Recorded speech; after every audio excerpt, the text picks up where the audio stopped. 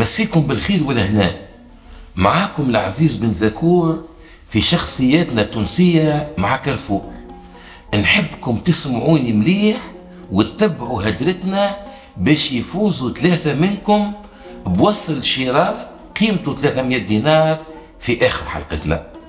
أحاديثنا اليوم على شخصية تونسية نسائية كانت من أعلام الفن والمسرح والغناء في النصف الأول من القرن العشرين. الشخصية هذه هي شافية رشدي اللي لحن عليها الموسيقار محمد التريكي هالكمون منين يا كحلة العين، وكانوا يلقبوها باسم نانا. اتولدت شافية رشدي واسمها الأصلاني زكية المراكشي عام 1910 في مدينة صفاقس، من أب مغربي وأم ليبية. وفي هيك الزمان رغم اللي كانت المرأة التونسية في الدار محجوبة ومن حقها في التعليم مسلوبة، دخلت شافية رشدي للمدرسة الابتدائية وقرأت نصيب من العلم، وكان عندها غرام كبير بالموسيقى والمسرح. كانت من الموسيقى علمها العزف على آلة البيانو الهادي الشنوفي، وكانت من المسرح احتضنها محمد أحمد شبشوب أحد كبار رجال المسرح في زمانه. وعام 1930 كي غلقت شافية رشدي 20 جات لتونس وسكنت في باب سويقة وربط الحلفاوين، وخالطت رواد الفن والمسرح وتبناها رائد المسرح التونسي سي البشير المتهني.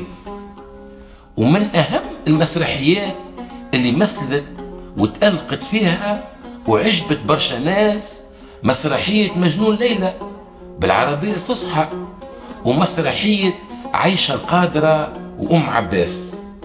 وغنات مقطوعات إلى يوم الناس هذا ما زالت حية، كما شيري حبيتك وكحلة الهذاب، وكونت صالون أدبي تجتمع فيه مع أكابر الشعراء والأدباء والمنتمين للعائلة الفنية.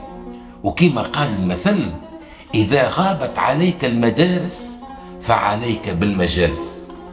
وكانت شافية رشدي امرأة قوية الشخصية ووطنية ومناضلة، المرأة التونسية الوحيدة اللي ساقت السيارة عام 1940 لابسة سفساري ومتحدية القوى الاستعمارية.